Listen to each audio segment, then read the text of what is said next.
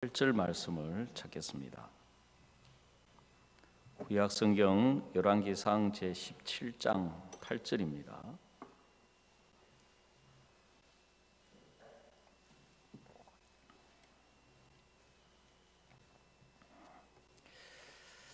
찾으셨으면 제가 읽도록 하겠습니다. 여호와의 말씀이 엘리야에게 임하여 가라사대 너는 일어나 시돈에 속한 사르밧으로 가서 거기 유하라. 내가 그곳 과부에게 명하여 너를 공개하게 하였느니라. 저가 일어나 사르밧으로 가서 성문에 이를 때에 한 과부가 그곳에 나무 가지를 줍는지라. 이에 불러 가로되 청컨대 그릇에 물을 좀 가져다 나로 마시게 하라. 저가 가지러 갈 때에 엘리야가 저를 불러 가로되 청컨대 내 손에 떡 한 조각을 내게로 가져오라. 저가 가로되 당신의 하나님 여호와의 사심을 가리켜 맹세하노니 나는 떡이 없고 다만 통에 가루 한 웅큼과 병에 기름 조금뿐이라. 내가 나무가지 두엇을 주어다가 나와 내 아들을 위하여 음식을 만들어 먹고 그 후에는 죽으리라.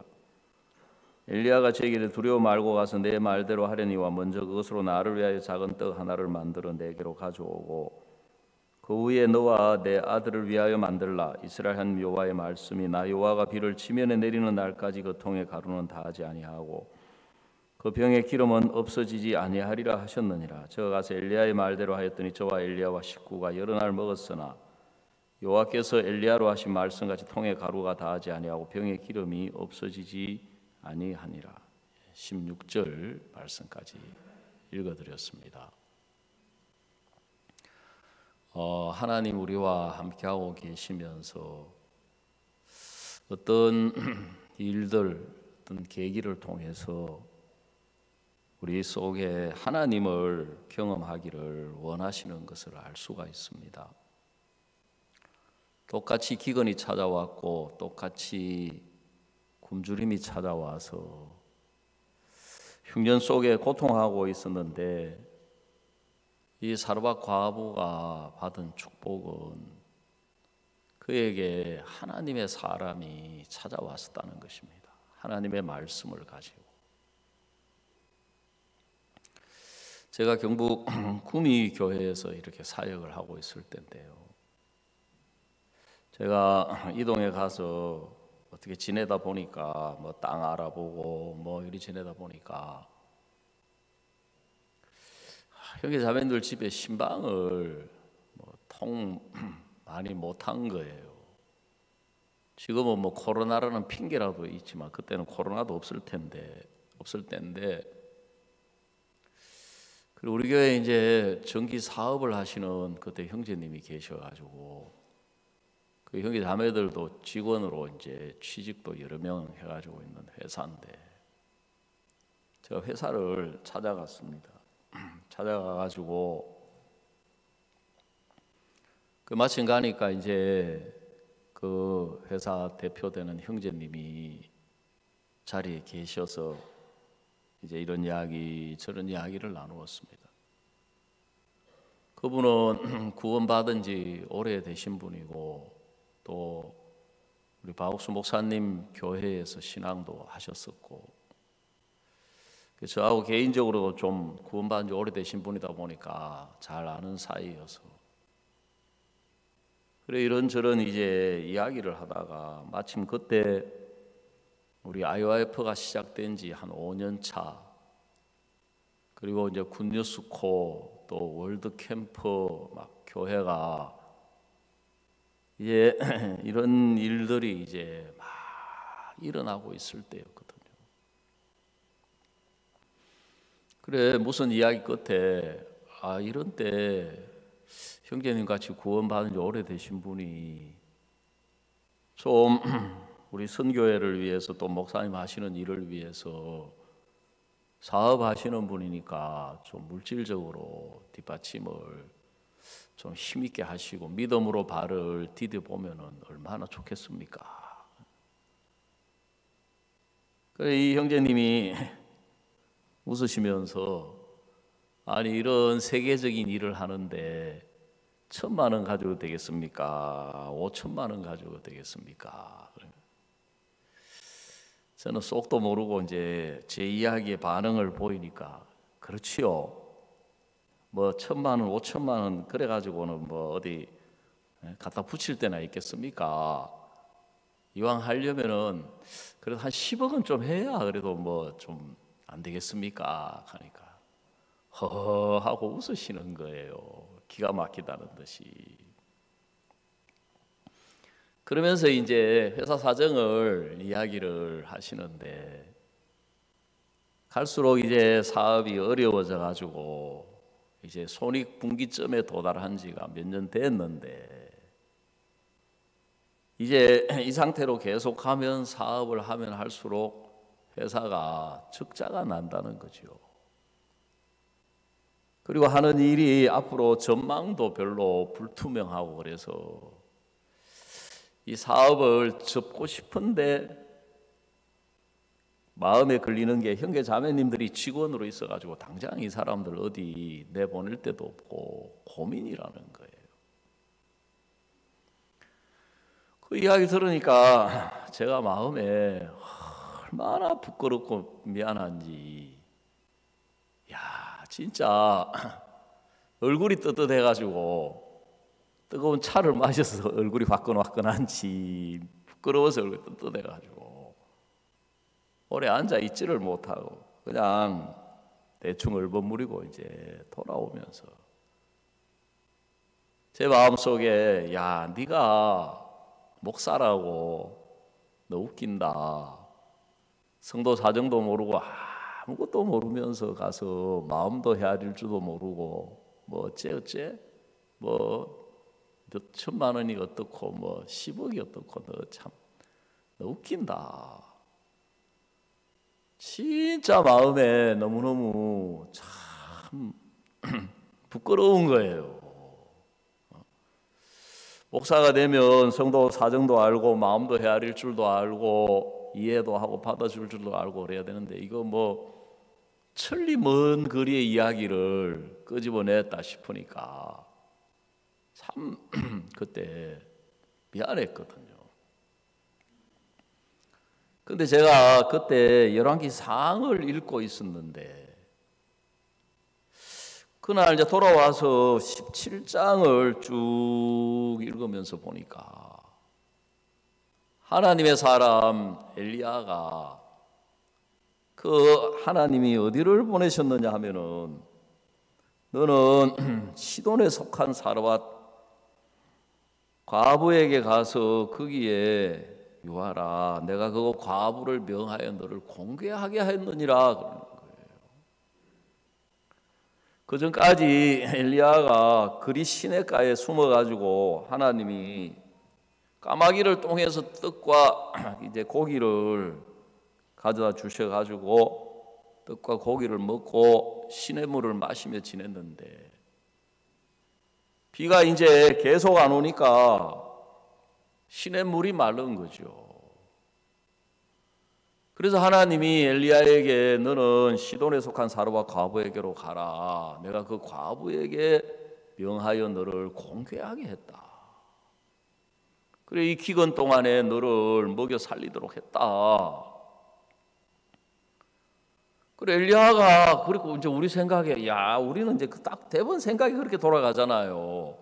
이 흉년에 나를 먹여 살릴 정도에 있는 과부라면 그래도 그 집에 뭐 우리 한국식으로 말하자면 농사를 많이 지어가지고 곳간에 쌀이나 뭐 밀이나 보리나 곡식을 가득 채워놓은 집인가 보다. 그래야 이 흉년 기간 동안에 지금 이게 몇 년 갈지 모르는데 이 가뭄에 나 같은 사람 먹여 살리지. 그런 기대를 가졌는지 성경은 안 나와 있지만 엘리야가 가보니까 자기를 먹여 살리기는커녕 자기를 섬기기는커녕 본인들도 먹을 게 없어가지고 이제 마지막 남은 가루 한 움큼 병에 기름 조금 그걸 떡을 만들어서 먹고 죽으려고 하는 거예요. 제가 살던 고향에는 이런 상황에 적합하게 하는 이야기가 있는데 문 뒤 콧구멍에 마늘을 뽑아 먹지 하거든요. 그게 무슨 말인지 정확하게는 잘 모르겠는데 하여간 지금 이 상황에 맞는 이야기예요. 아니 어디 가서 밥 먹을 데가 없어가지고 하나님이 보내도 분수가 있지, 자기도 먹을 게 없어서 지금 먹고 죽으려고 하는 그 집애를 보내냐. 저 같으면 시험 들었겠더라고요. 우리가 시험 왜 시험 듭니까? 하나님 무슨 말씀하시면 곧바로 막 형편이 그대로 될 줄 알고 갔는데 정반대의 문제를 만나고 형편을 만나니까 꼭 하나님 거짓말한 것처럼 그렇게 생각하잖아요. 하나님 말씀하셔도 뭐 되는 것도 없네, 하나님 이야기하셨다 카더만은 뭐 되기는 뭐가 돼. 뭘 공개를 해. 지도 먹을 게 없어가지고 먹고 죽으려고 하는데. 근데 엘리야는 그렇게 이야기를 안 하는 거예요. 그래 먼저 물을 가져와라 하니까 그리고 물이 좀 남아 있었는지 이제 물 가지러 가는데 엘리야가 뭐라 했냐면은 떡을 한 조각 내게로 가져와라. 그래 이 여자가 이제 이야기를 했어요. 내가 하나님의 이름으로 맹세하는데, 이게 거짓말이 아니고 진짜 내 사정을 당신한테 이야기를 하는데 나한테는 떡이 없고 통에 가루 조금 있고 병에 기름 조금 있어서 이제 마지막으로 이걸 떡을 만들어서 먹고 죽으려고 지금 나무까지 죽고 있다. 근데 그 이야기를 듣고 엘리야는 뭐라고 이야기를 하느냐 하면은 두려워 말고 네 말대로 하려니와 가서 먼저 그것으로 떡을 만들어서 내게로 가져오고 그 후에 너와 내 아들을 위해 떡을 만들으라는 거예요.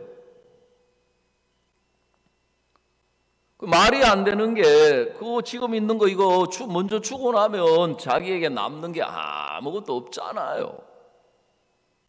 근데 어떻게 너와 내 아들을 나중에 먹어라.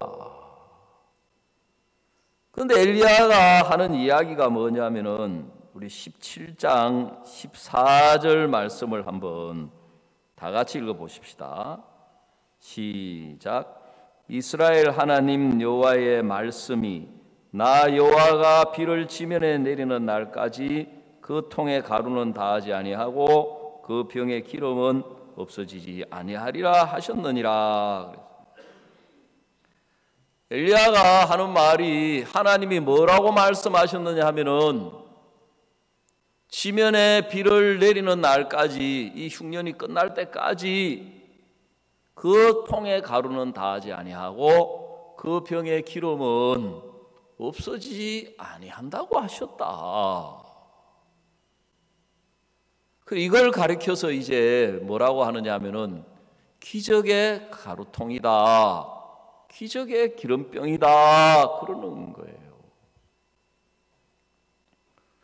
그래 이 말씀을 보면서 저는 사람이 착하지도 않으면서 되게 착한 척 이런 데 가면 미안해가지고 절대로 달라 소리 못할 것 같아요. 예? 모르지요. 이럴 때 또 배가 너무 고프면 본성이 나와가지고 얼른 뺏어 먹을 수도 있었겠지만 현재 상황에서는 생각이 그런데 엘리야는 가가지고 그거 내놓으라는 거예요. 가져오라는 거예요. 야, 이게 하나님의 사람이구나. 그래서 제가 마음에 정말 하나님의 사람은 하나님의 마음을 이야기하고 하나님의 말씀을 이야기하는 사람이지 형편을 이야기하는 사람이 아니지 않느냐. 그래서 제가 그 다음 날 바로 또 찾아갔어요. 일부러. 형제님, 제가 어저께 형제님 이야기를 듣고 참 내 진짜 마음에 너무 부끄러웠습니다. 형제님은 지금 몇 년째 지금 적자를 보면서 이제 회사 문을 닫아야 되는데 제가 와가지고 막 물질 이야기하면서 뭐 그것도 엄청난 물질을 이야기했으니까 내가 너무 진짜 이 경상도 말로 택도 아니다 하잖아요. 택도 아닌 이야기를 해가지고. 근데 내가 집에 가서 성경을 읽어보니까 하나님은 엘리야는 사르밧 과부의 집에 가가지고 먼저 그거 내놓으라 그럽디다. 그러면 하나님이 말씀이 그 통에 가루는 닿지 아니하고 병의 기름은 없어지지 않는다고 했습니다. 여러분 상식적으로 생각을 해보면 이 여자 지금까지 이 통으로 살아왔잖아요. 이 기름병으로 살아왔잖아요. 살아보니까 기적의 가루통은 아니었지 않습니까? 기적의 기름병이 아니었지 않습니까? 그런데 기적의 그러면 가루통은, 기적의 기름병은 어디에 들어있느냐? 여호와의 말씀이, 여호와의 말씀이 14절에 이스라엘 하나님 여호와의 말씀이 나 여호와가 비를 지면에 내리는 날까지 그 통의 가루는 닿지 아니하고 병의 기름은 없어지지 아니한다고 했습니다. 지금 교회는, 선교회는, 목사님은 전 세계를 복음을 전할 뜻을 가지고 IYF를 하시고 굿뉴스콜을 하시고 월드캠프를 해나가고 있는데 왜 형제님 회사 문을 닫을 생각을 하십니까? 이런 때 마음을 정해서 한번 하나님 앞에 마음을 한번 정해 보세요. 우리가 뭘 가지고 뭐가 있어서 하는 게 아니고 하나님께로부터 받아서 하나님의 일을 하는 건데, 그러려면 먼저 우리가 마음을 정해야 합니다. 이 여자도 내가 이 사람의 말을 듣고 정말 내가 속는 셈 치고 이거 줄 것이냐, 아니면 내 손에 있는 거 지금 이걸 내가 먹을 것이냐. 근데 이 여자는 어떤 마음이었는지 정확하게 알 수는 없지만 그 엘리야에게 그걸 먼저 주는 걸로 마음을 정했습니다. 결정했습니다. 그래서 제가 형제님에게 쭉 이야기를 드렸어요. 그리고 이제 돌아왔는데 그날 저녁에 집에 가가지고 자매님한테 이야기를 했다는 거죠. 목사님이 오셔가지고 아니 회사가 어려워진다고 왜 문을 닫으려고 하느냐, 그리고 마음을 먼저 정하라고 한다. 근데 그 돈이 엄청난 돈을 이야기를 하시는데 어떻게 하면 좋겠냐. 그래, 이 아내는 돕는 배필이라. 옆에 있는 사람도 굉장히 중요해요. 이 자매님도 너무너무 담대하게 당신 그 말 받고 한번 망하면 망할 마음으로, 당신도 죽으면 죽을 마음으로 한번 그렇게 해봐라 하더라는 거죠. 그래, 이분이 이제 그렇게 딱 마음을 정한 거예요. 그래, 마음을 정하고 이제 보니까 뭐가 보이느냐 하면, 지금까지 내가 이 회사를 이제 경영이라고 하지 않습니까? 이 회사를 내가 너무 형편에 맞게 소극적으로 회사를 내가 경영을 해왔다. 그게 보이더라는 거죠. 그저 월급 때 가까우면 막 월급 맞춰주기에 급급하고, 그러면 내가 하나님이 이렇게 일하시려고 하면 지금 이렇게 소극적으로 해야 될 게 아니라 내가 좀 더 공격적으로 경영을 해야겠다. 그럼 공격적으로 경영을 하려면 지금까지 내가 회사에 찾아다니고 주로 만난 사람들은 부장급 이런 분들인데, 실무자급인데,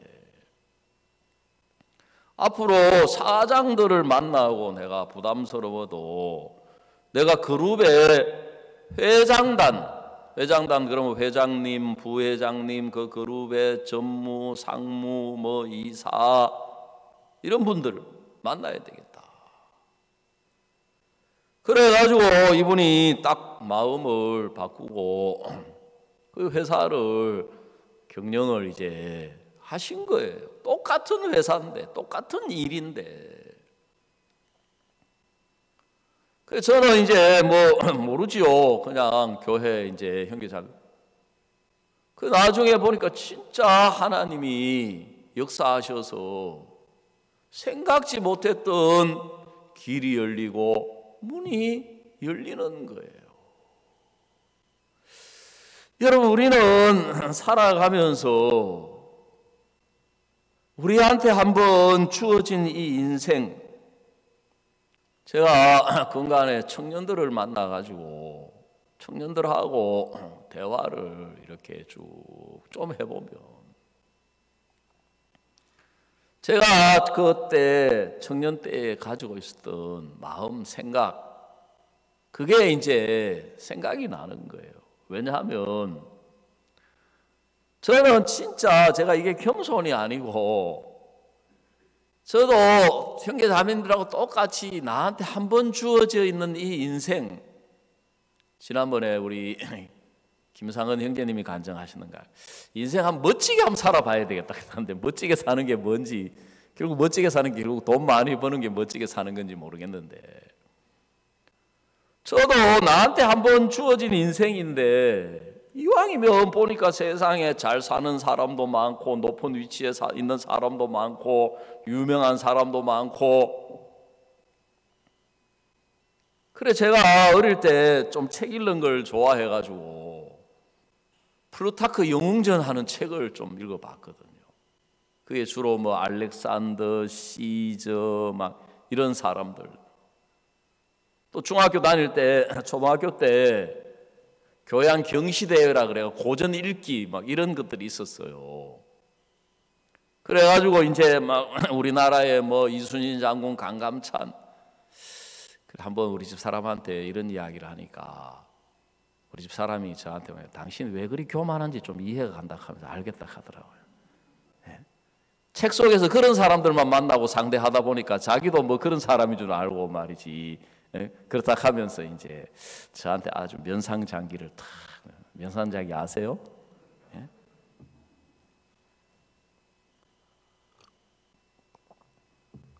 근데 이제 저 자신을 보면 제가 너무 못난 사람이고, 너무 가난한 사람이고, 진짜 부족한 사람인데, 우리 조상 아담 할배, 하와 할매 그 은혜로, 그 득택에 그래도 눈은 밝아가지고 세상에 좋은 거는 많이 보이고 잘된 거는 많이 보이고, 그러다 보니까 저도 자연히 이 내 인생을 한번 이렇게 펼쳐보고 싶은데 뜻대로 안 되는 거예요. 그래가지고 저도 구원을 받고 나서도 제가 하나님의 인도나 교회의 인도나 종의 인도나 이런 데 관심이 전혀 없었어요. 저도 오로지 내가 볼 때 제일 좋은 길을 선택했거든요. 제일 잘 될 수 있는 길. 그래가지고 이제 제가 고등학교 3학년 2학기 때 제가 공고를 다니고 있었기 때문에 이제 1학기를 마치면서 취업 의뢰가 들어와요. 요즘 청년들 보면 참 안 됐어요. 왜냐하면 시대를 잘 만나야 돼요. 그때는 좀 괜찮은 학교, 심진섭 형제도 간증 쭉 들어보니까 그 창원 기계공고 와가지고 이제 거기서 이제 우리도 좀 괜찮은 학교에 속했기 때문에요. 사방에서 취업 의뢰가 들어와요. 그러면 거기서 골라가지고 가는 거예요. 제가 볼 때 그 당시에도 제일 고등학교 출신치고는 제일 좋은 회사 그러면 뭐예요? 이름도 있고 임금도 많이 주고. 그래서 삼성 거기에 지원을 한 거예요. 삼성그룹에 지원을 했는데, 그때 이제 삼성은 뭐 지금 있는 반도체 이런 전자뿐만 아니라 제일제당도 그때는 삼성그룹에 속해 있었고, 그런데 우리는 이제 공고니까 가는 곳이 두 곳인데 창원에 있는 삼성중공업하고 거제 옥포에 있는 삼성조선소였어요. 저는 조선소는 싫고 그래가지고 삼성중공업에 제가 실습을 나왔거든요. 그 실습 나오면 특별한 문제가 없으면 바로 취직이 되는 거예요. 저는 그 좋은 회사에 취직만 되면 다 문제가 해결될 줄 알았어요. 근데 거기 들어가서 살아보니까 너무 어려운 거예요. 힘든 거예요. 적성에도 안 맞을 뿐만 아니고 제가 교회를 다니고 있었기 때문에 하여간 회사에서는 이제 지금 생각해보면 제가 눈에 가시 같은 존재인 거예요. 왜냐하면 밤낮 없이 일을 하고 일요일도 일을 하는데 저는 뭐 어떤 때는 토요일 날 아예 일 안 하죠. 저녁에 일 안 하지요. 일요일 날 아예 빠지지요. 수요일 날도 되면은 또 예배 간다고 가지요. 그래가지고 회사에서 제가 나갈 수밖에 없도록 계속 어려움을 주는 거예요. 또 제가 이제 회사를 한 2년쯤 버티다가 그만두고 어떻게 살아야 되겠나 하고 또 제가 연구를 했어요. 이놈의 기술, 공장, 죄송합니다만 공돌이, 진절머리 난다. 고등학교 3년 동안 공고 가가지고 적성이 안 맞아가지고 자격증 못 따가지고 3년 동안 그렇게 애를 먹었는데 이러면 또 공장에 와가지고 내가 빨리 이 인문 계열로 바꿔야 되겠다. 그래가지고 이제 실력은 안 되고 성적은 모자라고 그때 본고사도 있고 그러니까 전문대학을 갔는데 제가 행정학과를 갔거든요. 그것도 제가 볼 때 좋은 길을 선택한 거예요. 그 다니는데 이제 그 돈도 이제 떨어져 가고 돈 뭐 좀 모은 거 가지고 학비 내고 나니까 군대 문제가 이제 생기는 거예요. 남자니까. 대한민국 남자라면은 이제 국방부에서 부르잖아요. 그 군대를 생각해 보니까 제가 호적의 나이가 한 해 늦게 돼 있어 가지고 59년생인데 60년생 돼 있어 가지고 내 나이대로 가면 이 군대가 늦어지겠는 거예요. 이럴 바에야 내가 빨리 군대라도 갔다 와야 되겠다. 아이고 이 고민하고 지내는. 뭐 하나님의 인도, 복음 뭐 이런 거 별로 관심 없어요. 구원은 받았지만. 왜냐하면 구원 받아서 복음도 좋지만 복음도 귀하지만 내가 잘 되는 게 더 중요한 거예요. 그래가지고 이제 제가 선택한 게 전투경찰을 지원을 했거든요. 옛날에는 전투경찰도 시험을 봤어요. 그래서 제가 알아보니까 거기 가면은 시간적 여유도 있고 자기 근무 시간 끝나면은 개인 시간도 있어가지고 뭐 공부도 할 수 있고 그렇다 그러니까 내가 공고하는 바람에 공부를 제대로 못했으니까 군대라도 가가지고 기회가 되면 공부해야 되겠다. 웬걸요? 그런 데만 있는 게 아니에요. 지금 생각하니까 진짜 제가 생각지 못한 곳에 가가지고 고생은 하고 엉덩이에 노다지 빠따 달고 살았거든요. 쫄병 때. 그러다가 이제 하나님이 제대를 하고 이제 다시 은혜로 교회 연결됐는데 제대를 하고 나니까 이제 더 부담스러운 거예요. 왜? 이제 부모님에게 손을 내밀 수가 없겠는 거예요. 그러니까 내가 이거 어떻게 해야 하나? 그래서 제가 모든 게 어중간한 거예요. 반풍수라고 아시는지 모르겠어요. 선무당이라고.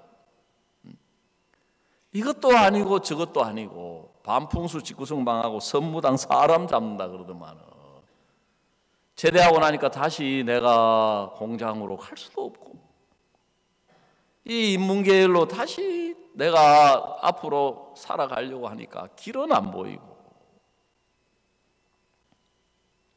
그래 고민하고 있는데 그래도 이제 제대해가지고 교회하고 다행히 연결돼가지고 나가서 말씀을 들으니까 하나님은 뭐라고 말씀하시느냐 하면 네 장래를 나에게 맡겨라, 네 직장 문제를 나에게 맡겨라, 말씀은 그러시는 거예요. 제 마음에도 맡기면 좋지요. 맡겨가지고 하나님이 진짜 도와주시고 하나님이 은혜를 베풀어 주시면 좋지요. 근데 내가 내 상태를 볼 때는 지금 생각하면 내가 성경을 몰라도 너무 모르고 신앙을 몰라도 너무 모르고 말씀을 너무 모르다 보니까 내 생각 속에서 내가 이런 모양인데 하나님이 진짜 나를 도와주시겠나? 하나님이 은혜를 베풀어 주시겠나? 하나님이 도와주시면 말할 수 없이 좋지만 만약에 안 도와주시면 어떻게 되냐? 그래 항상 우리가 선택을 하려고 할 때 하나님도 말씀하시지만 마귀도 역사를 하는 거예요. 그래서 우리가 어떤 일 앞에 우리 생각을 내려놓고 사고를 하나님의 말씀 앞에서 생각을 해보지 않으면 우리가 신앙의 문제는 딴 게 없고 다 마귀한테 속는 거예요. 다행히 그래 내가 이 모양인데 만약에 하나님이 도와주시면 좋지만 안 도와주시면 어떻게 될까 생각을 해봤거든요. 안 도와주시면 망하는 거잖아요. 그럼 망하면 얼마나 망하겠나? 그래 생각을 해보니까 내가 아직 그래도 다행히 사지는 멀쩡한데 밥이야 굶고 살겠나?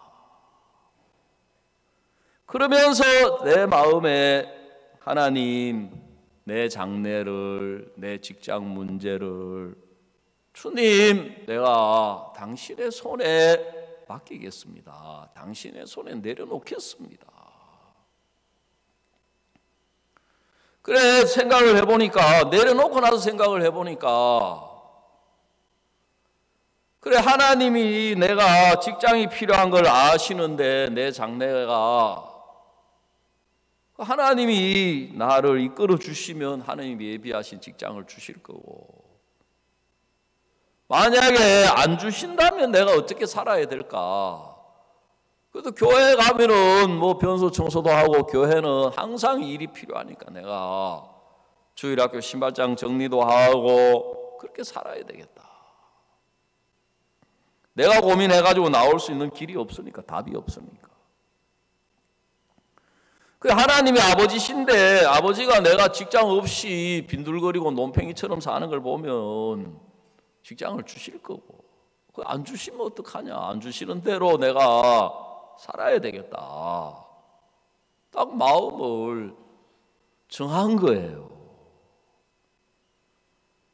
그래서 제가 지금 생각을 해보면 진짜 내가 그만큼 하나님하고 거리가 멀고 생각의 거리가 먼데도 누가복음 15장에 나오는 말씀처럼 아직도 상거가 먼데 그래 먼데. 근데 아버지가 달려 나와가지고 둘째 아들을 잡고 집으로 데려가는 것처럼 하나님이 제 마음을 이끌어 주시는 거예요. 그러니까 제가 직장도 주시고 그때 이제 직장도 뭐 시간이 없어서 제가 다 진짜 저는 그 직장에 시험도 칠 생각도 없었어요. 근데 목사님이 한번 쳐봐라. 아이고 공부 준비가 너무 안 돼 있습니다. 아니야 연습 삼아라도 해봐야 돼. 그리고 들어보니까 그 말이 맞는 거예요.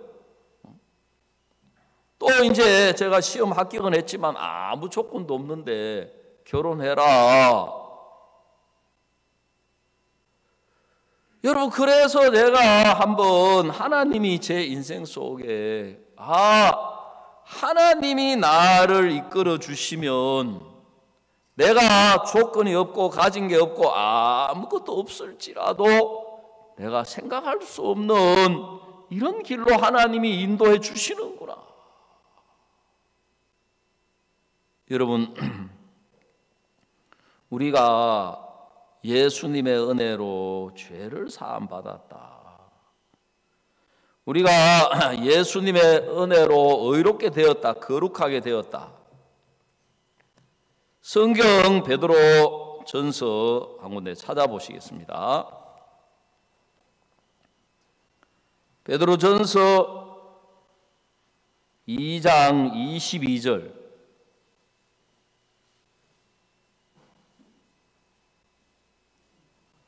여기 보시면 22절부터 보시면 저는 죄를 범치 아니하시고 그 입에 괴사도 없으시며 욕을 받으시되 대신 욕하지 아니하시고 고난을 받으신데 위협하지 아니하고 오직 공의로 심판하시는 자에게 부탁하시며. 자, 24절을 한번 다 같이 읽어보시겠습니다. 시작. 친히 나무에 달려 그 몸으로 우리 죄를 담당하셨으니 이는 우리로 죄에 대하여 죽고 의에 대하여 살게 하려 하심이라. 저가 채찍에 맞음으로 너희는 나음을 얻었나니. 그랬습니다. 여러분, 예수님은 우리에게 오셔서 어떤 일을 하셨느냐 하면 우리의 죄를 예수님이 가져가시고 예수님의 의를 우리에게 주신 거예요. 우리의 저주를 예수님이 가져가시고 예수님 안에 있는 복을 우리에게 주신 거예요.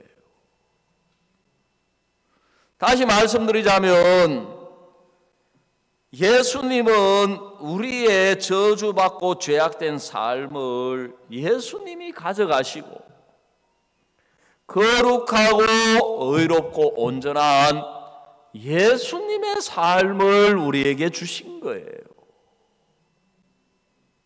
그래서 우리로 죄에 대하여 죽고 의에 대하여 살게 하려 하심이니라 그랬습니다.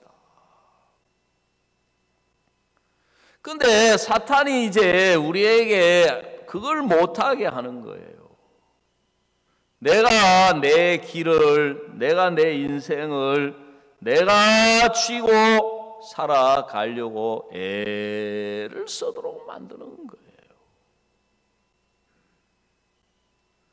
근데 하나님은 그거 한번 나에게 줘라, 내려놔 봐라. 우리가 그걸 못 내려놓는 거예요. 마치 오늘 열왕기상 17장에 그 사르밧 과부에게 와가지고 네가 손에 쥐고 있는 거 그 가루 한 움큼 병에 기름 조금 그거 먼저 나에게 줘봐라. 그러면 뭐가 기다리고 있느냐 하면은 나 여호와가 비를 지면에 내리는 날까지 통에 가루는 따지 아니하고 병의 기름은 없어지지 아니하리라. 그러니까 먹고 죽을 가루통, 먹고 죽을 기름병은 하나님이 가져가셔서 기적의 가루통으로 살게 하시고 기적의 기름병으로 살게 하시려고 엘리야가 이 과부 집에 찾아온 거예요. 여러분, 제가 구원받기 전에 생각을 해보면 진짜 구원받지 않고 오늘날 지금 이 예배 드리는 교회들 많은데, 하나님 믿는 사람들이 있는데 사탄이 어떻게 속이느냐 하면 내가 죄짓고 회개하고 죄짓고 회개하고 뉘우치고 그게 신앙생활을 잘하는 건 줄로 그게 신앙이라고 믿도록 만든 거예요. 늘 교회 나가면 주여 죄인입니다, 주여 부족합니다, 주여 연약합니다. 근데 복음의 말씀, 진리의 말씀을 듣고 나서 보니까 예수님이 우리 노력으로 우리가 율법을 지켜서 의롭게 못 되기 때문에, 의롭게 절대 안 되기 때문에 예수님의 의를 우리에게 주신 거예요. 의를 예수님이 다 이루신 거예요. 우리가 죄 안 짓고 거룩하게 될 수 없어서 예수님의 거룩한 삶을 우리에게 주신 거예요. 우리는 절대 온전하게 될 수 없어서 부족한 인간이기 때문에 예수님의 온전함을 주신 거예요. 그러면 우리가 예수님의 거룩함으로, 예수님의 의로움으로, 예수님의 온전함으로 사는 게 그리스도인인 거예요. 누가 봐도 여러분, 죄인으로 사는 게 좋습니까? 의인으로 사는 게 좋습니까? 이걸 보고 3살 먹은 애한테도 이걸 물어보면 의인으로 사는 게 100번 좋지 누가 죄인으로 사는 게 좋아요?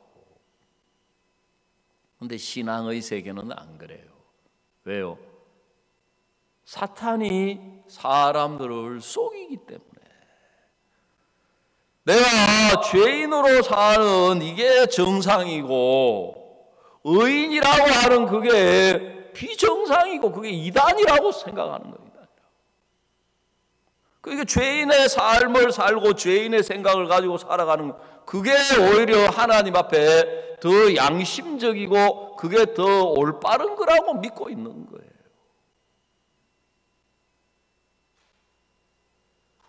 여러분, 그런데 우리가 하나님의 은혜로 죄를 사함받고 나서 보니까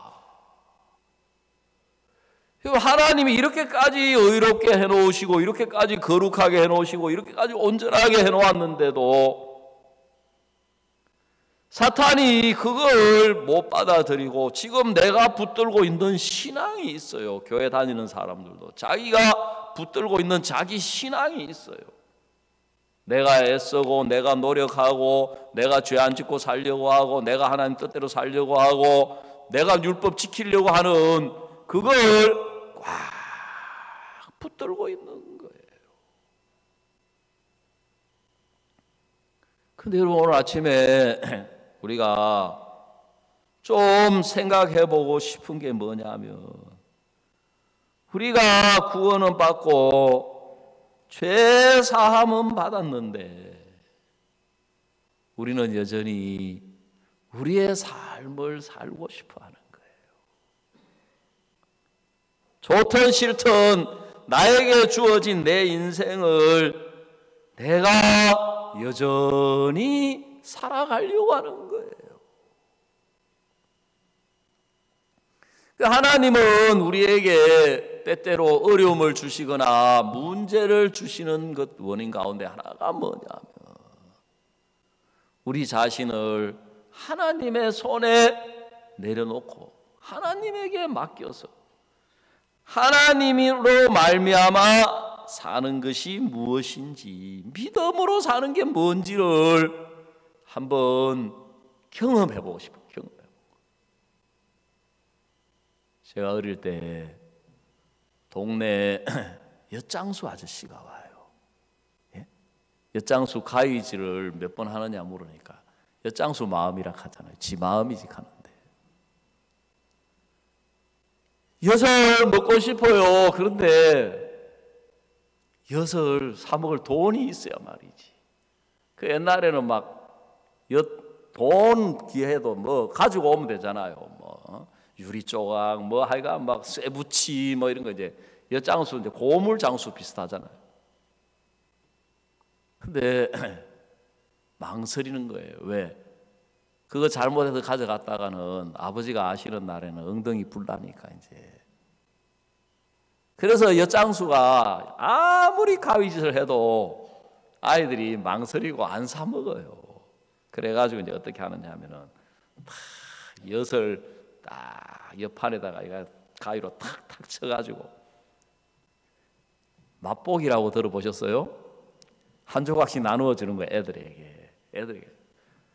아이들이 그걸 딱 맛보는 순간 그때부터 이제 집에 가가지고 고무신 덜 떨어진 것부터 시작해가지고 막 가져오는 거예요. 가져와가지고 엿 사 먹는 거, 엿 깎아 먹는다 하잖아요.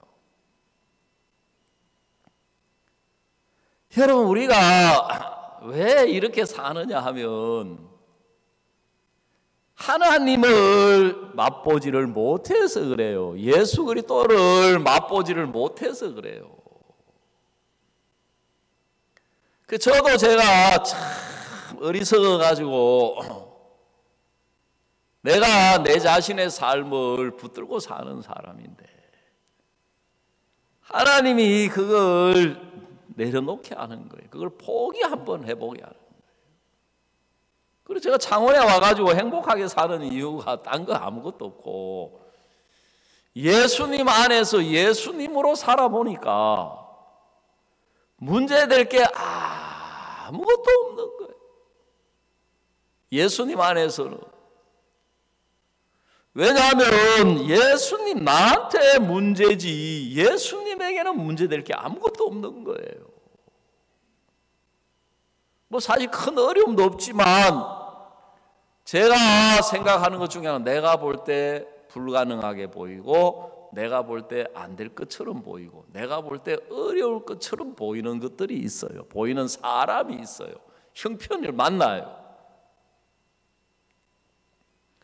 그러면 그 전에 내가 내 자신으로 살 때는 아이고 이거 어렵겠다, 아이고 이거 안 되겠다, 아이고 이거 힘들겠다, 아이고 이거 이래가지고 어떡하나, 그래 염려할 수밖에 없고 근심할 수밖에 없는 거예요. 근데 나를 내려놓고 예수님으로 한번 생각해 보는 거예요. 예수님이 이분 만나면 어렵다고 하시겠나? 예수님이 이분 만나면 예수님이 힘들다고 하시겠나? 성경 어디를 봐도 야 내가 봐도 그거 안 되겠다, 어렵겠다, 내가 전능한 하나님이지만 내가 봐도 그건 안 되겠다. 성경에 그런 게 어디에 있어요? 예수님에게는. 그러니까 내가 하나님 앞에서 내 자신 한번 내려놓고 내 생각 한번 딱 내려놓고 무슨 일을 만나든지 무슨 형편을 만나든지 그전에는 이거 안 되면 어떡하나, 이거 꼭 돼야 되는데 안 되면 큰일 나는데, 그런 게 어디 있어요? 예수님 앞에는 문제될 게 아무것도 없는 거예요. 그렇게 살아보니까 너무너무 소망스러운 거예요. 너무너무 감사한 거예요. 너무너무 복된 거예요. 그래 어떤 청년을 만나가지고 이야기를 딱 해보니까 완전 바위덩어리 같은 거예요. 벽 보고 이야기하는 것 같아. 남북 정상회담만큼이나 생각하는 거리가 너무너무 멀어요. 그러면 나한테서 올라오는 생각은 뻔해요. 아이고 참 저래가지고 저 인생 되겠나,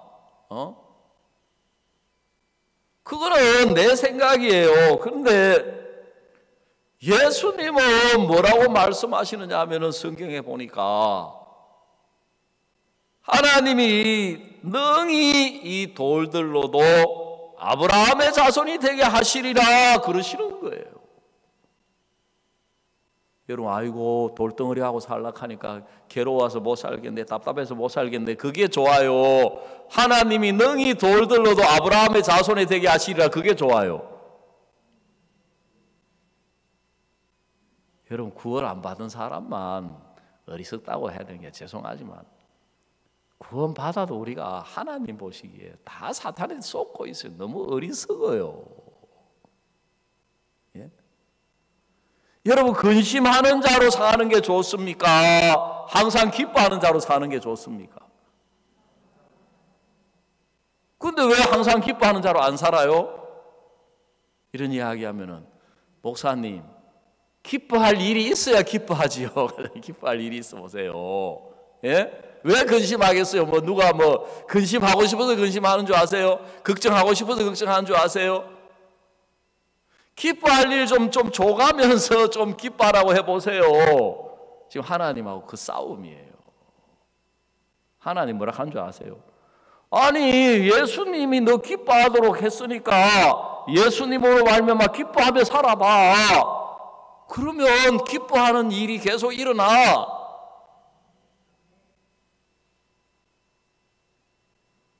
지금 열왕기상 17장은 엘리야의 말씀하고 이 여자하고 마음의 싸움이에요. 하나님의 사람이여, 그렇게 이야기하지 마시고 먼저 통에 가루가 넘치도록, 안 넘쳐도 좋으니까 좀 없던 것도 좀 생기도록 해주시고, 병에 기름도 넘치도록 안 해도 좋으니까 절반도 괜찮아요. 양보해가지고 3분의 1이라도 좀 채워놓고 떡을 가져와라 해보세요. 내가 그 떡을 왜 아끼겠습니까? 예? 당신한테 당장 먼저 갖다 바치지요. 우리 식으로 이야기하면 여러분 그렇습니까? 안 그렇습니까? 그죠? 우리 창원교회에 있는 분들은 너무 믿음이 좋은데 내가 너무 믿음 없는 분으로, 여러분 말고 저는 그렇게 그동안 많이 했어요. 저는. 예? 근데 엘리야가 뭐라고 이야기했어요? 네 말대로 먼저 그것으로 나를 위하여 떡 하나를 만들어 내게로 가져오고, 그래, 먼저 가져가고 나면은 자기 손에 남는 게 있습니까? 없습니까? 아, 있어요? 없어요? 없잖아요. 후에 너와 내 아들을 위하여 만들라. 그것밖에 없으면 우리가 말도 안 되는 소리, 이게 진짜 대도 않는 소리, 저 사람 저 사기꾼 아니야? 얼마나 배고프고 덩쳐먹을 데가 없으면, 배고프니까 여호와 이름으로 팔을 가지고 나한테 와서 이거 뺏어 먹으려고. 절대 주는가 봐라. 내가 그 쏘아 넘어갈 줄 알아? 내가 지금까지 그런 말 믿었다가 보이스피싱 당하고 뭐 당하고 당한 게 얼마인데 내가 그 말 믿었다가 내가 바보인 줄 알아? 말도 안, 3살 먹은 애라도 그런 소리 안 통한다. 여러분 이렇게 될 수도 있는데, 이 여자는 어떻게 생각을 했는지 모르지만 엘리야에게 먼저 준 거예요. 제가 생각을 좀 해봤습니다. 이 여자 어떤 마음으로 줬을까? 냉정하게 계산을 해본 거예요. 이거 먹어도 죽고 안 먹어도 죽잖아요. 그렇습니까? 안 그렇습니까? 마지막 남아있는 거기 때문에 이거 먹으면 그때 임시 배는 부른데, 먹어도 결국은 죽습니까? 안 죽습니까? 죽는 거예요. 안 먹어도 죽는 거예요. 그런데 먹어도 죽고 안 먹어도 죽는데 결론은 이스라엘 하나님 여호와의 말씀이 나 여호와가 비를 지면에 내리는 날까지 통에 가루는 다하되 병의 기름 없어지지 아니하리라. 하나님의 말씀이 있는 거예요. 하나님의 말씀이. 하나님의 말씀은 기적의 가루통이라는 거예요. 기적의 기름병이라는 거예요. 여러분 우리가 어렵다고만 하고 힘들다고만 하시지 말고 냉정하게 생각해 보면 내가 내 자신으로 사는 것하고 예수님으로 사는 것하고 누가 더 낫겠습니까? 자동차는 소나타가 좋은지 그랜저가 좋은지 아니면은 뭐 요즘 뭐 나왔습니까? 제너시스가 좋은지, 그런 거는 우리가 금방 선택을 잘해요. 물질적인 세계는. 영적인 세계는 어렵다고 하면서도 힘들다고 하면서도 답답하다고 하고 안 된다고 하면서도 자기가 쥐고 있는 거예요. 하나님은 우리에게 예수님을 주셨고 예수님의 의를, 예수님의 거룩을, 예수님의 온전함을, 우리에게 예수 그리스도의 삶을 주신 거예요. 그래서 예수 안에서 예수님으로 한번 살아보면 내가 내 자신으로 사는 거하고 비교가 안 되는 거예요. 비교가 안 되는 거예요. 내가 내 자신으로 살면 이 여자가 가진 그걸로 자기 배도 못 채워요. 예? 자기 배도 못 채우고 자기 아들 배도 못 채워요. 근데 하나님의 말씀 앞에 한번 딱 손에 놔 보니까 자기도 배부르고 아들도 배부르고 엘리야도 배부르고 그 집에 오는 사람들 배부릅니까 안 부릅니까? 배부른 거예요.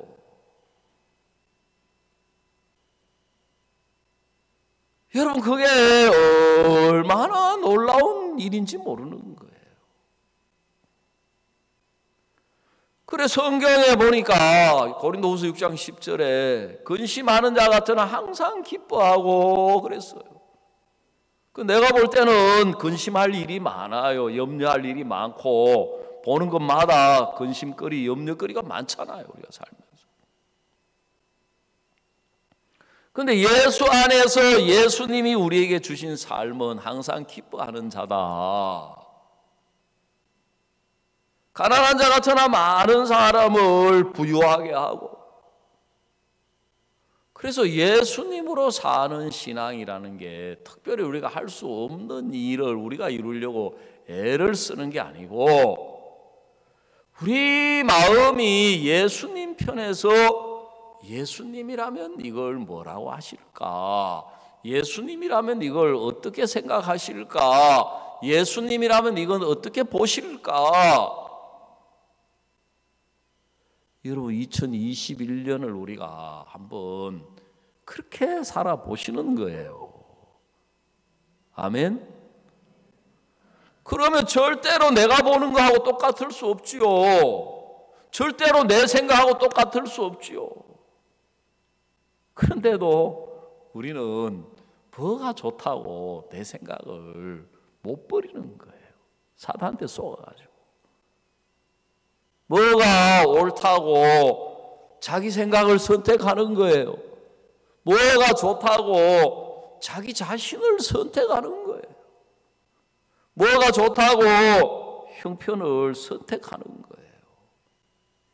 신앙의 문제는 단 하나 있는데 눈에 보이지 아니하는 거예요. 그래서 통에 가루가 닿지 아니하고 병에 기름이 없어지지 아니한다. 그 통이 어디에 있습니까? 하나님이 아브라함에게도 네가 자식을 낳으리라. 하늘의 별처럼 바다의 모래처럼 네 자손이 번성하리라. 아들이 어디에 있습니까? 자기 자신 아무리 봐도 아들이 어디에 있어요? 자기 아내를 봐도 아들이 어디 있어요? 나이는 들어가고 아내 경수는 끊어지는데 하나님은 계속해서 아들이 있다는 거예요. 그 신앙이라면 눈에 보이는 아들 없는 아브라함을 버리고 하늘의 별처럼 바다의 모래처럼 자손이 번성한 아브라함을 마음에 받아들이는 게 신앙이에요.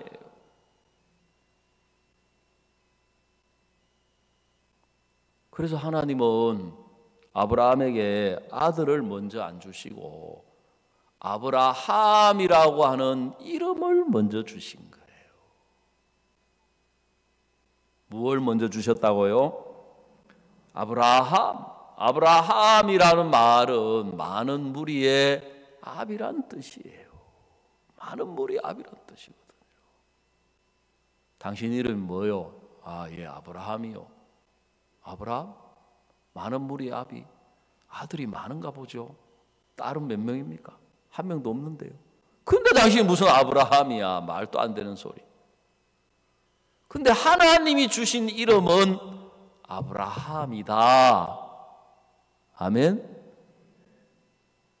그래 우리가 하나님이 우리에게 주신 이름은 예수 그리스도예요. 예수 그리스도.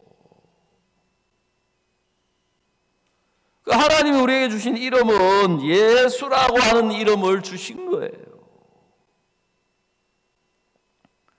그래서 우리가 예수 안에서 의롭고 예수 안에서 거룩하고 예수 안에서 온전하고 그래, 결국은 뭐냐 하면은 죄악되고 저주받고 고통스러운 내 자신의 인생을 예수님이 저주받은 인생을 가져가시고 거룩하고 온전하고 의롭고 축복된 예수 그리스도의 삶을 주셨다. 그래서 예수 안에서 우리를 거룩하고 예수 안에서 의롭고 예수 안에서 온전하고 예수 안에서 항상 기뻐하고 예수 안에서 부유한 자로 가진 자로 살게 하신 거예요. 근데 내가 내 눈으로 형편을 보면 뭐 가진 게 뭐가 있습니까? 그리고 뭐 항상 기뻐할 만한 일이 뭐가 있습니까? 그 우리 자신으로 살면 우리 보는 것으로 우리 듣는 것으로 우리 생각하는 것으로 살면 그렇게 살 수밖에 없는 거예요.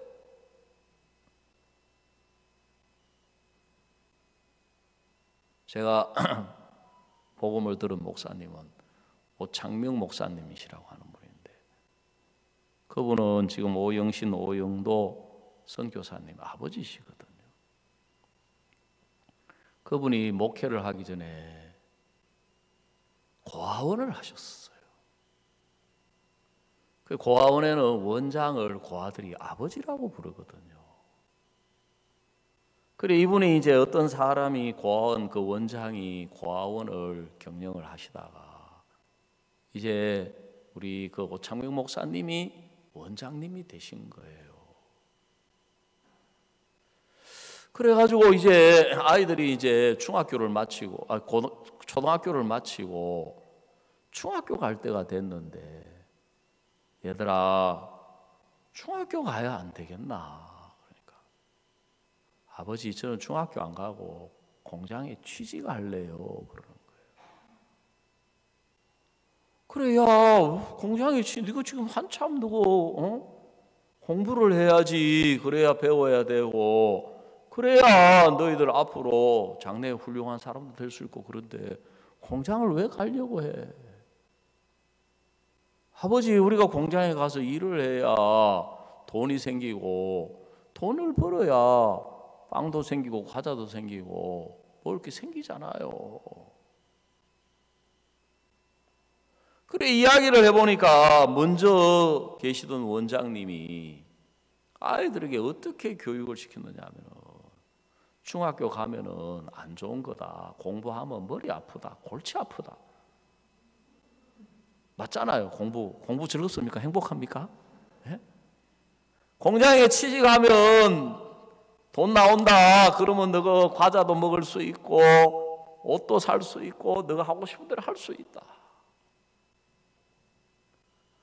먼저 계신 원장님이 그렇게 교육을 다 시켜놓은 거예요. 왜요? 아이들에게 돈 투자 안 하려고 안 쓰려고 자기 배불리려고. 그래 그 오창민 목사님이 너무 가슴이 아픈 거예요.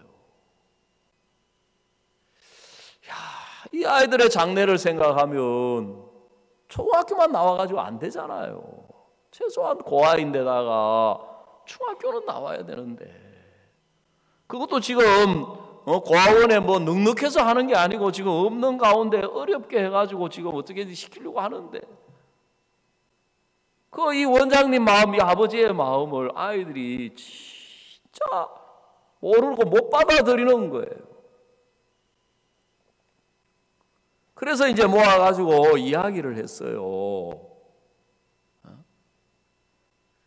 너희들이 공장에 가면 당장에 먹을 것이 생기고 좋은 것처럼 보이지만 그게 아니다. 너희는 평생 그렇게 살다가 가야 되지만 중학교를 가고 그렇게 되면 더 좋은 데 직장도 갈 수 있고 이게 이해를 못하는 거예요. 아이들이. 그래가지고 이제 아이들 중학교 갈 아이들을 다 해가지고 그러면 내 말을 듣고 중학교 갈 사람 손 들어보라 했어요. 그 아이들이 그 한 열 몇 명 중에 몇 명이 손을 드는 거예요. 그래 그럼 너희들은 공장에 가지 말고 중학교로 가서 공부를 해라. 그 너희들 나머지 너희들은 너희들 원하는 대로 공장으로 가라. 그래가지고 이제 이 목사님이, 이 원장님이 중학교 간다는 애들을 해가지고 막 멋진 책상 막 준비해주고 교복 막 어려운 가운데 맞춰주고 가방 사주고 그렇게 한 거예요. 그래 아이들이 이제 중학교 가고 이제 가보니까 나중에 시간이 흘러가 보니까 공장으로 간 아이들이 후회하는 거예요. 자기들 일하러 갈 때 학교 가고 공부하고 막 교복 입은 거 보니까 예쁘고 막. 여러분 죄송하지만 마귀가 먼저 우리를 교육을 시켰어요. 예? 죄송하지만 예전에는 마귀가 먼저 우리 아비였어요. 이런 이야기하면 여러분 화를 내실지 몰라도 성경에 그렇게 돼 있어요. 요한복음 8장에 너희는 너희 아비 마귀에게서 났으니 그랬거든요. 저는 거짓말장이요. 처음부터 거짓말장이요. 그 우리를 속여가지고 네가 네 인생을 사는 게 그게 행복하고 네가 네 인생을 사는 게 그게 좋고 네가 네 뜻대로 네 좋아하는 대로 네 하고 싶은 대로 하는 게 그게 행복이다. 그렇게 가르쳤어요. 네 인생을 예수님에게 맡기면 너는 로봇처럼 돼가지고 예수님의 종이 돼가지고 너 하고 싶은 것도 못하고 갖고 싶은 것도 못 가지고 누리고 싶은 것도 못 누리고 교회가 시킨 대로 해야 돼. 여러분 사탄이 여러분에게 다 그렇게 교육을 시켜가지고 내 삶을 내 인생을 내 장래를 하나님의 손에 맡기지를 못하게 하는 거예요. 한 걸음만 물러서가 조금만 생각해 보면 누가복음 15장 말씀처럼 탕자가 자기 자신으로 살아가는 게 복되요 아버지 안에 돌아와서 아버지로 말미암아 사는 게 복됩니까? 누가 봐도 아버지로 사는 거하고 자기 자신으로 사는 거하고 비교가 안 되는데 마귀가 자기 자신으로 살아가도록 우리를 속이는 거예요. 자기가 잘난 줄 알고 자기가 똑똑한 줄 알고 자기가 계산하는 게 그게 괜찮은 건 줄 알고 내 인생을 살면서 내가 교회 이야기 듣고 뭐 하나님 말씀이라 하면서 그 이야기 듣고 그 끌려가면은 그게 줏대 없는 사람 같고 바보 같고 내 뜻대로 내 원하는 대로 살면 그게 지혜로움 같은 거예요. 그래서 성경이 우리에게 보여주고 계시는 것은 우리가 일반 교회 죄인이라고 하면서 죄 안 지려고 애를 쓰고 노력하고 율법 지키려고 애쓰고 노력하고 하는 사람 보면 우리가 볼 때는 그 사람들은 죄인이 가는 곳은 지옥이고 너무너무 어리석게 보이지만 본인은 그렇게 생각 안 해요.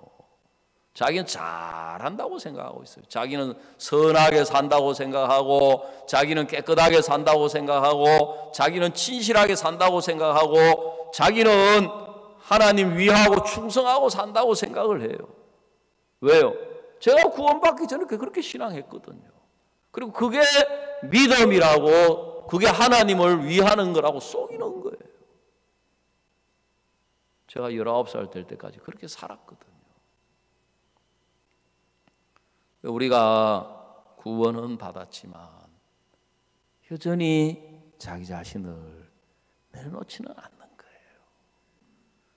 우리는 다 양 같아서 그릇 행하여 각기 제 길로 갔거늘 그랬거든요. 그래 양이 잘못한 게 뭐냐? 그릇된 게 뭐냐? 각기 제 길로 갔거늘 자기의 길을 가더라는 거예요. 성경 우리 예레미야 한 군데만 더 찾아봅시다. 10장 23절.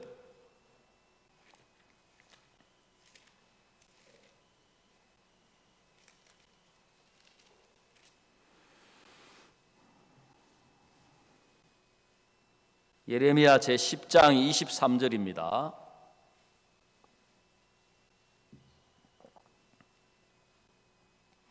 우리 한번 같이 읽어보십시다. 시작. 여호와여 내가 알거니와 인생의 길이 자기에게 있지 아니하니 걸음을 지도함이 걷는 자에게 있지 아니하니이다 그랬습니다. 여호와여 내가 알거니와 인생의 길이 자기에게 있지 아니하니 그랬는 거예요. 걸음을 지도함이 걷는 자에게 있지 아니하니. 하나님이 우리를 걷게 하시고 하나님이 우리를 인도하고 계시는데 우리는 인생의 길을 내 길을 고집하는 거예요. 내 생각을 고집하고 내 뜻을 고집하는 거예요. 그렇게 살면 참 좋을 것 같은 거예요. 그래서 보면 세상 사람들은 막 잘 사는 것 같고 행복한 것 같고 세상 사람들은 먹고 마시고 막 마음대로 사는 것 같고. 전에도 이야기했지만 교회 안 나오는 청년 만나가지고 야, 너 앞으로 어떻게 살고 싶냐 하니까 자기 꿈이 하나 있대. 그게 뭐냐 하니까 좀 돈 걱정 안 하고 좀 살아보는 게 그게 자기 소원이래요. 참 내가 웃었어요. 예? 돈 걱정 안 하고 살려면 어째 되겠노? 돈 많이 벌어야죠. 돈 많이 벌어야죠.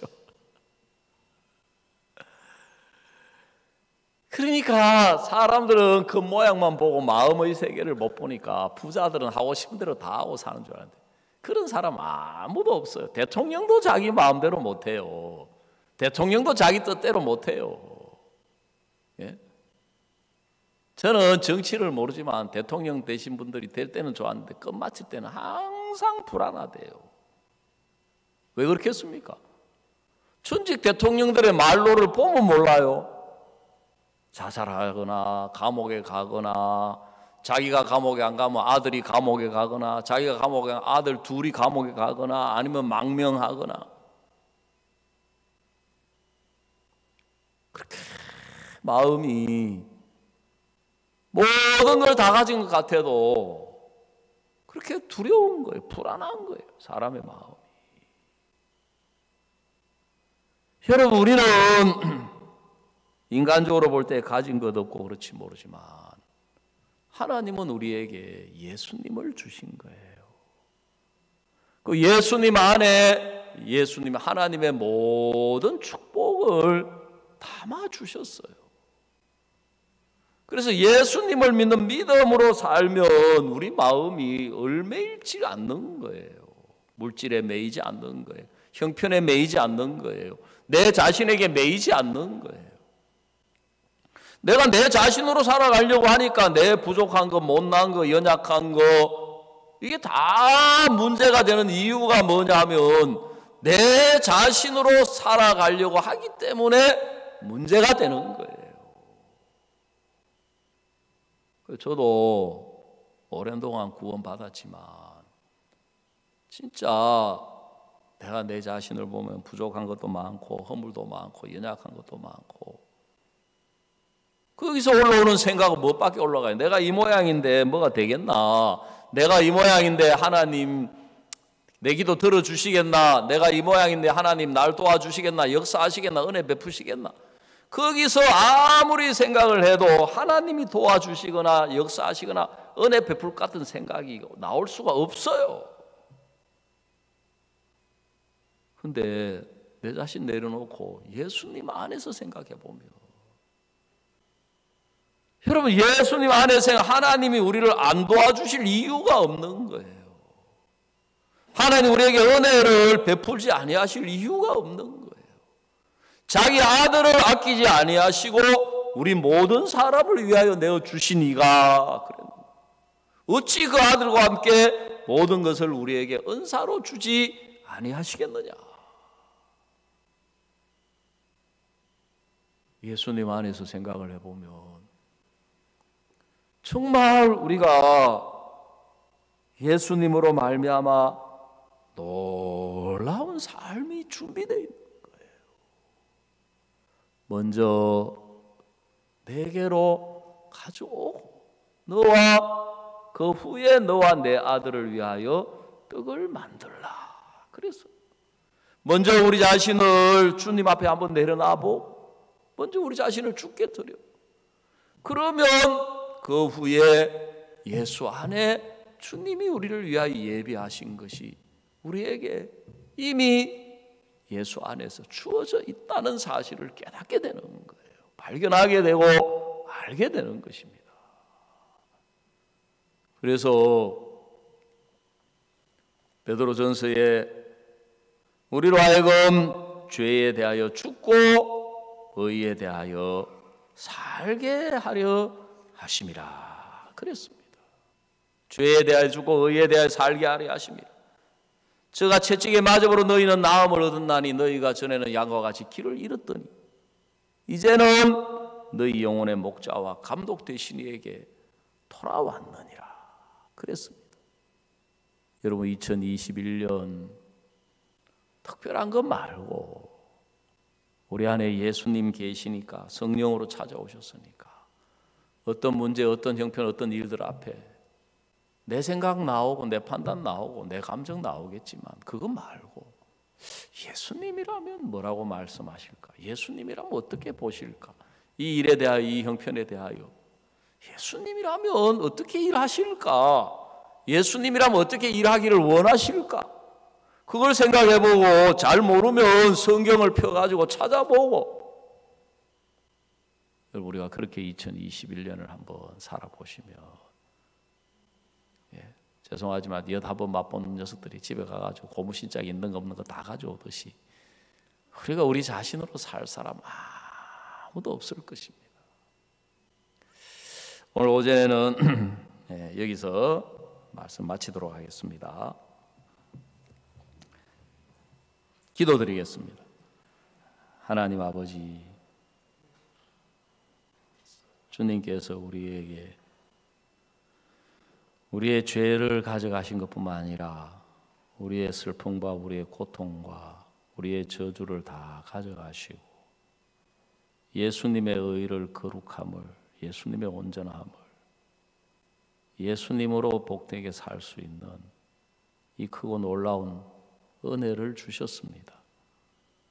하나님 아버지, 정말 우리 마음 안에서 볼 때는 내 생각이 크고 내 판단이 크고 우리 자신 안에서 볼 때는 내 계획이, 내가 원하는 것들이 정말 크고 소중하고 그게 우리를 행복하게 만들고 잘되게 할 것처럼 그렇게 보이지만 예수님 안에서 보면 우리가 사탄에게 쏘아서 너무 어리석은 삶을 살고 있고 어리석은 생각을 하고 있고 어리석고 미련한 악한 생각을 사탄이 넣어줘서 우리가 악한 영에 이끌려 사탄에게 쏘아서 사는 것 외에 아무것도 아닌데 오히려 거꾸로 생각을 해서 우리가 우리 자신을 주께 내려놓고 주님 안에서 살면 우리가 하고 싶은 것도 못하고 갖고 싶은 것도 못 갖고 누리고 싶은 것도 못 누리는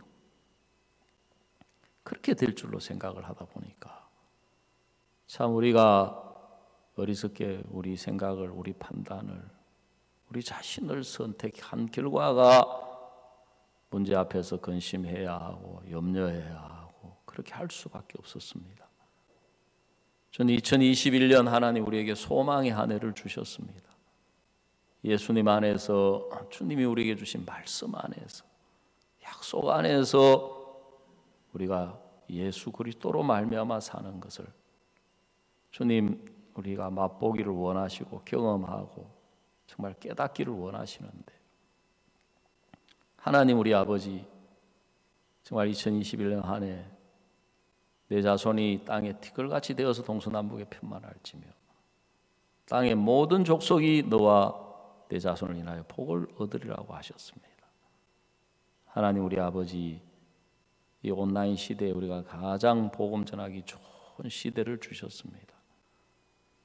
주님 이 코로나가 아니라면 얼마나 많은 사람들이 이 연휴를 당해가지고 사람들이 산으로 들떠서 쫓아다니고 할 텐데 정말 주님 이렇게 좋은 때에 하나님 우리가 계속해서 우리의 입을 열어서 주님의 말씀을 이야기하고 복음을 이야기할 수 있다는 이 자체만 해도 우리로서는 있을 수 없는 일이고 주님이 정말 얼마나 우리에게 주신 영광스럽고 복되고 은혜롭고 이보다 더 크고 귀한 것이 없어서 주님 우리에게 이 복음을 주셨는데 사탄은 거꾸로 생각해서 우리가 예수님을 말하지 못하고 예수님을 이야기하지 못하고 그저 우리가 형편을 이야기하고 인간적인 걸 이야기하면서 산다 보네.